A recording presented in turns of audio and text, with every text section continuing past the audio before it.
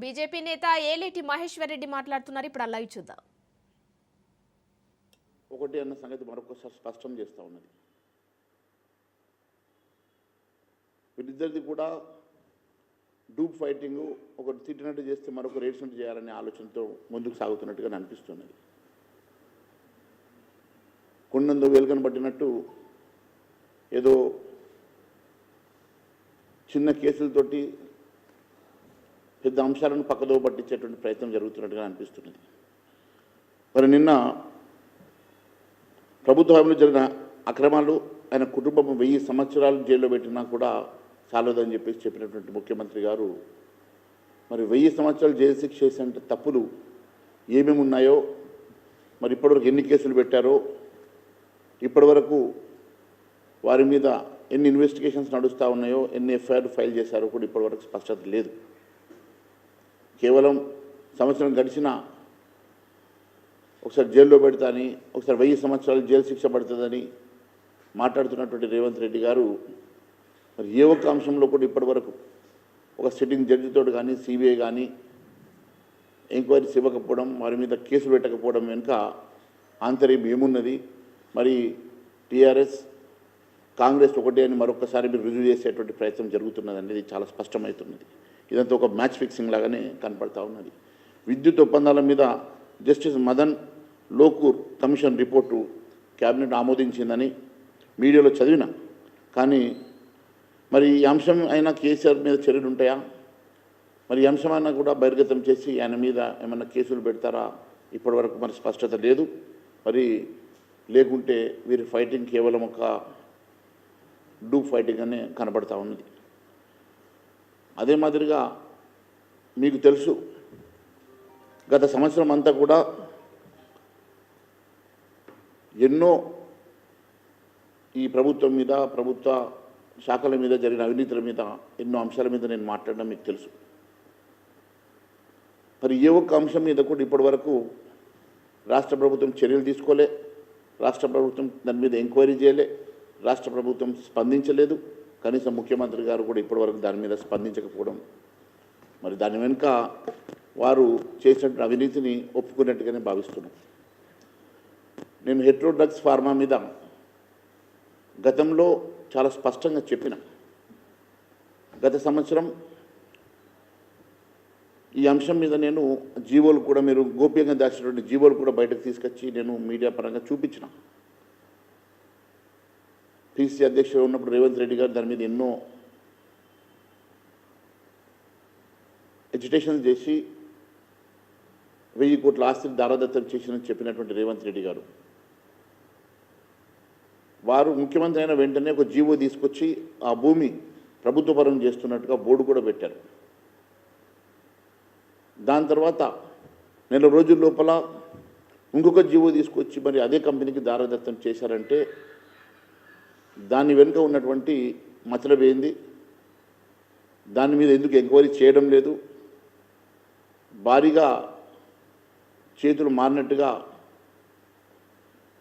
వస్తున్నటువంటి వార్తలు నిజమేనా, ఒక ట్రస్ట్కి ఆయన ద్వారా డబ్బులు ట్రాన్స్ఫర్ చేయించి బాండ్ ఇప్పించిన మాట వాస్తవమేనా, ఎన్నో రకాలైనటువంటి మరి స్పెక్యులేషన్స్కి మీరు తెరదించాలంటే ఖచ్చితంగా మీరు ఇచ్చినటువంటి జీవో నెల రోజుల్లోనే మార్చి ఇంకో జీవో ఇచ్చి మరి అదే కంపెనీకి దారాదత్తం ఎందుకు చేశారో దీని మీద ఎందుకు ఎంక్వైరీ వేయలేదని చెప్పి మేము ప్రశ్నిస్తున్నాం. అంతేకాకుండా తెలంగాణ సివిల్ సప్లైస్ అంశంలో కూడా నేను చాలా స్పష్టంగా ఆధారాలతోటి బహిరంగ లేఖ రాశాను, మీడియాతో మాట్లాడాను. దాని మీద ముఖ్యమంత్రి గారికి కూడా బహిరంగ లేఖ రాసి దాని మీద ఎంక్వైరీ చేయమంటే ఇప్పటివరకు ఎంక్వైరీ చేయలేదు. దాంట్లో జరిగిన అవకతవకల మీద ఏ రోజు కూడా ఈ ప్రభుత్వం స్పందించలేదంటే ఇప్పటివరకు మరి ముఖ్యమంత్రి గారు ఎందుకు స్పందించలేదో, మరి జరిగిన అవినీతి ఒప్పుకున్నట్టేనని నేను ప్రశ్నిస్తున్నా. అంతేకాదు అమృత్ పథకంలో కూడా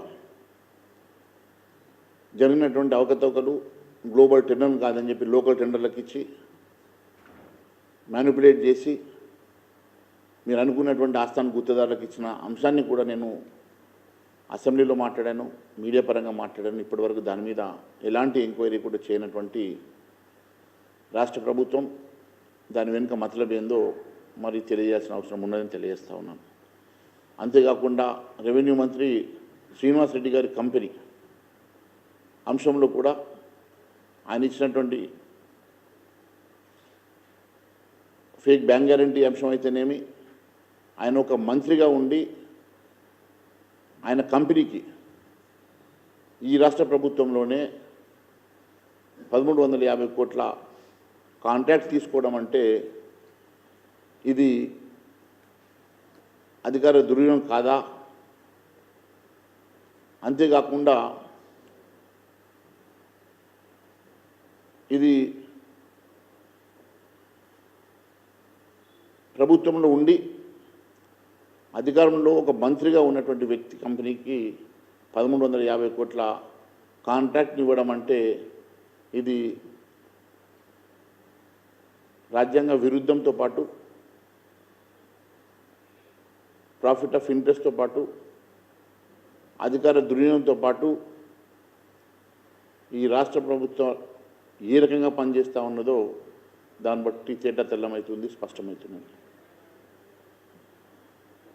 ఇది కాన్ఫ్లిక్ట్ ఆఫ్ ఇంట్రెస్ట్, ఖచ్చితంగా కాన్ఫ్లిక్ట్ ఆఫ్ ఇంట్రెస్ట్లో అది ఈ ప్రభుత్వం ఇప్పటికన్నా కళ్ళు తెరిచి దాని మీద చర్య తీసుకోవాలని తెలియజేస్తూ ఉన్నాం. కర్ణాటక వాల్మీకి స్కామ్కి సంబంధించిన డబ్బు హైదరాబాద్ అకౌంట్కి వచ్చినట్టుగా నేను ఆ రోజు అసెంబ్లీలో చెప్పాను. ఆ ఎంక్వైరీ ఇప్పటి వరకు డబ్బులు ఎవరి అకౌంట్లోకి వచ్చాయి, డబ్బులు ఎటు డైవర్ట్ అయినాయి అంశం మీద ఇప్పటి వరకు స్పష్టత లేదంటే మరి రాష్ట్ర ప్రభుత్వం ఎన్ని రకాల ఆరోపణలు చేసినా దాని మీద స్పందించినటువంటి రాష్ట్ర ప్రభుత్వంని మరొకసారి నేను ప్రశ్నిస్తూ ఉన్నాను. సీఎం గారి సొంత అసెంబ్లీ సెగ్మెంట్లో జరిగినటువంటి 4500 కోట్లతో నిర్మిస్తున్నటువంటి కొడంగల్ లిఫ్ట్ ఇరిగేషన్ అంశంలో జరిగినటువంటి టెండర్ల గోల్మాల్ కానివ్వండి, లేకుంటే రేపు ఈరోజు క్యాబినెట్లో మీరు అప్రూవ్ చేసినటువంటి మల్లన్న